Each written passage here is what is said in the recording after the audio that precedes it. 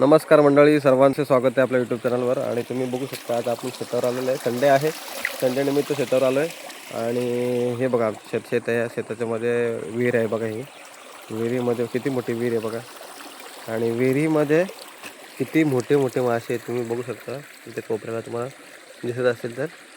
आणि मंडळी खरंच असं शेताच्या बाहेर असे आपल्या शेतात कोपऱ्यामध्ये अशी एक विहीर पाहिजे, जेणेकरून आपल्याला उन्हाळी वगैरे काही काम करत असेल किंवा भाजीपाला वगैरे लावत असेल तर आपण ही विहिरीचं पाणी आपण वापरू शकतो.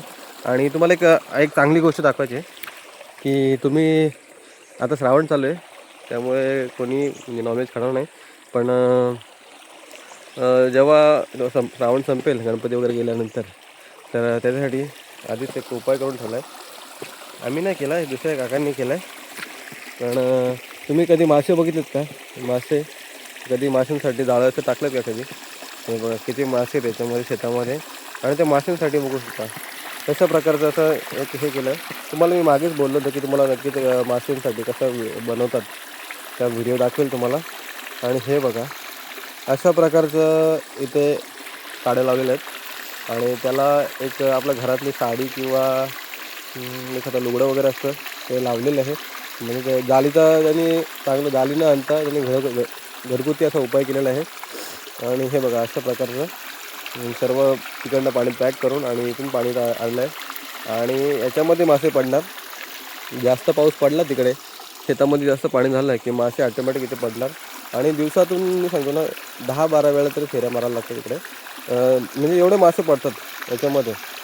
तेवढे मासे मग भरून आपण घरी घेऊन जाऊ शकतो. पोटली भरून मासे मिळतात, एक गोण भरून मासे मिळतात. आणि नेहमी असं जास्त पाऊस पडला की बघू शकतो शेतामधले सर्व मासे इकडे येतात, बाहेर पडतात. आणि बाहेर पडत असताना असं काही आपण त्याला उपाय केला तर मासे इथे पडतात आणि आपल्याला भेटतात, भाजीसाठी मासे मिळतात.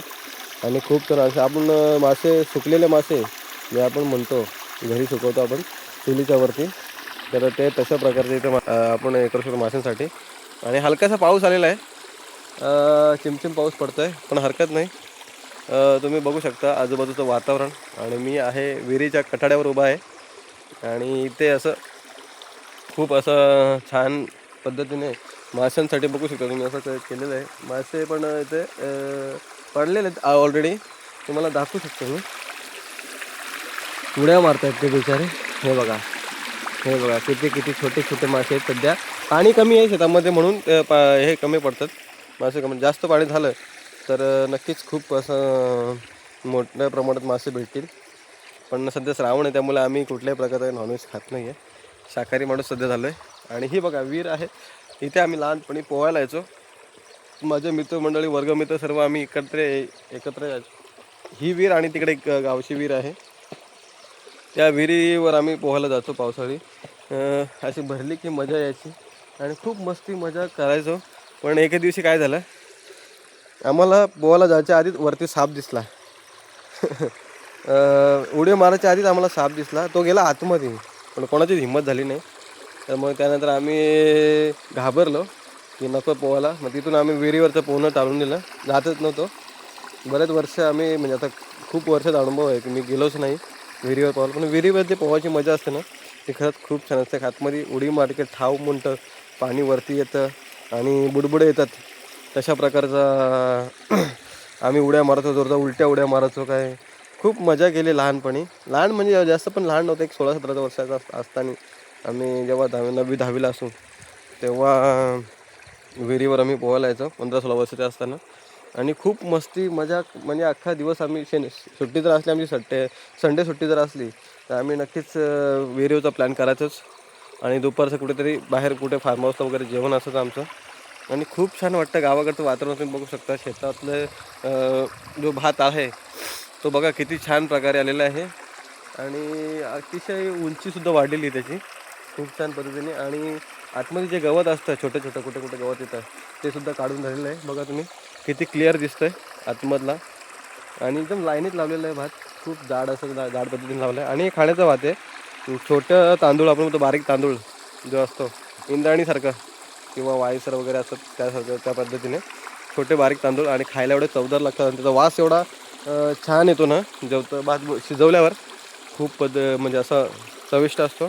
आणि विहिरीमध्ये तुम्ही किती मोठे मोठे मासे आहेत. मी हे पहिल्यांदाच बघितलं.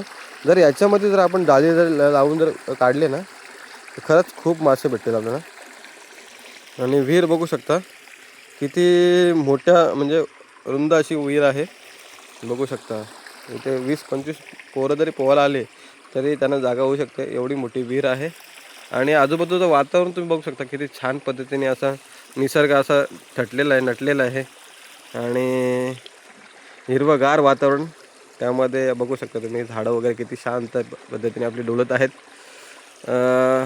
आनंद घेत आहेत निसर्गाचा. कारण तर हेच 4 महिने त्यांच्या जीवाला सुख असतं. नाहीतर मग पूर्ण ऊन अख्खा उन्हाला आणि हिवाळ्याला त्यांना ऊन खावं लागतं बिचारांना.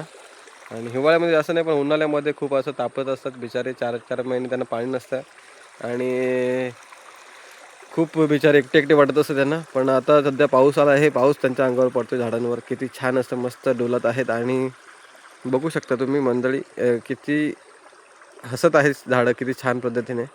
आणि आजूबाजूचं शेतं सर्व बघा, एकही शेत असं रिकामं नाही आहे की त्याच्यामध्ये भात लावलेलं नाही आहे. इथे पूर्ण भात शेती होते. आणि भात शेतीमध्ये बघा तुम्ही लांब लांबपर्यंत सर्व भाताची शेतं आहेत. आणि प्रत्येक शेतामध्ये असं बांध आहे. बांधाच्या पलीकडे बघा तुम्ही प्रत्येकाचे ज्याची जागा असते त्याचा जसं बांध असतो. आणि बांधाच्या चारी कोपऱ्यात तुम्ही लांबपर्यंत बघू शकता सर्व शेतामध्ये असं भात लावलेला आहे अगदी उत्तम प्रकारे. आणि बघू शकतो यावर्षीची जरा फसल जी आहे आपण बोलतो खूप छान पद्धतीने आलेलं आहे. मला तर असं वाटतं आहे नवीन नवीन पाऊस नव्हता तेव्हा वाया गेलं तर सगळं पूर्ण खराब झालं होतं. पण आत्ता जरा चांगलं झालं आहे. जास्त अतिवृष्टी झाली तर मग वाट लागते शक्यतो. मंडळी खरंच शेतकऱ्याचं जीवन हे पावसाच्या शेतीवर आधार असतं. आम्ही तर सर्व आमचं पावसाळ्याची शेतं जी असते त्या पद्धतीने असते. आणि मी आता चाललो परतीच्या प्रवासाकडे. विहिरीचा कचडा थोडासा फुटलेला आहे तुम्ही बघू शकता. हे बघा अशा प्रकारचं आहे. त्याला व्यवस्थित असा कचडा जर केला तर चांगल्या पद्धतीने असं मला असं वाटतं आहे ते राहील उन्हाळी. आणि इथे हे शेवग्याच्या शेंगाचं झाड आहे ना, हे शेवग्याचं शेंगाचं झाड आहे. मोठे मोठे शेंगाचे आपले लांब लांब शेंगाची भाजीला वापरतो आणि खूप चविष्ट असतात. हे बघा अशा प्रकारचं झाड आहे शेवग्याच्या शेंगांचं. आणि मस्त शेंगा येतात त्याला. एका झाडाला किती सांगतो 100-150 शेंगा येतात.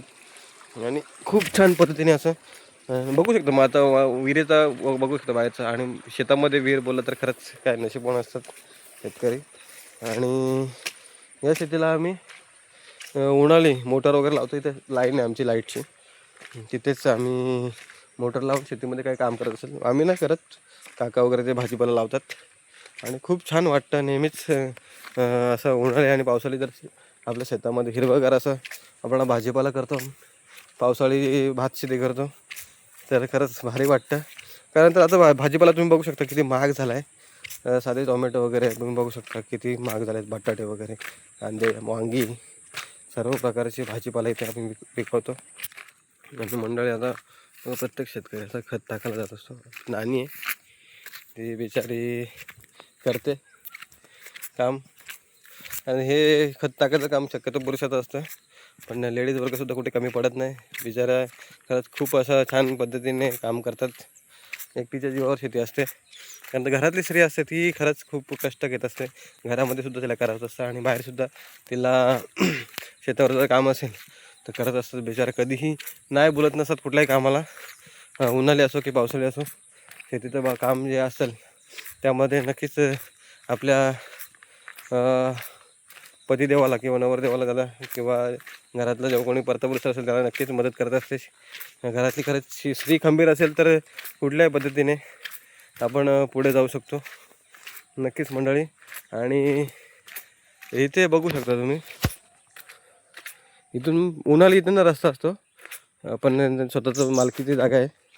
मालकी हक्क असल्यामुळे इथून गाड्या वगैरे जाऊन देत नाही किंवा माणसं वगैरे जाऊन देत, कारण त्यांचे जनावर वगैरे येत असतात ना, त्यासाठी हा माल असतो राखू ठेवलेला.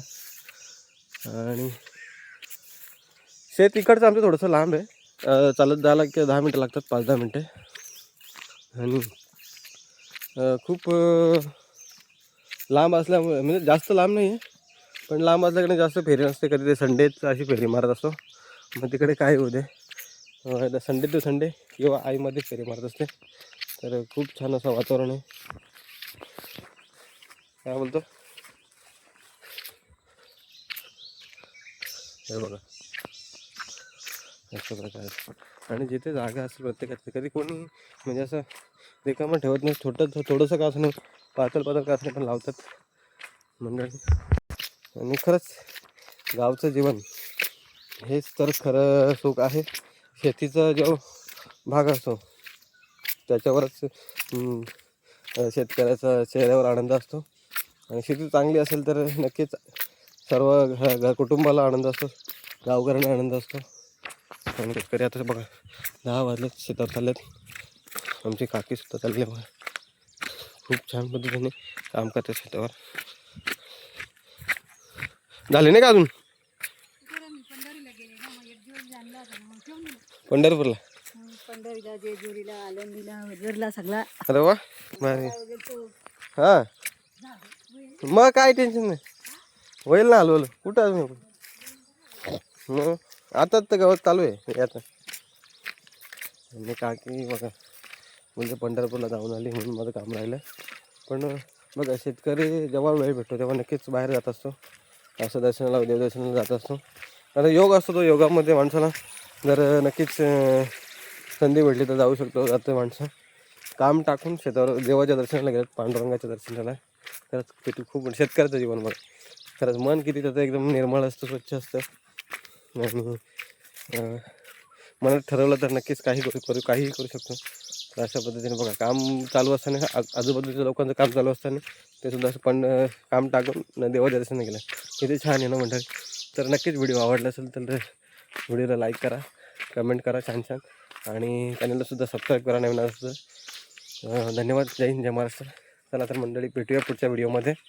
Bye bye.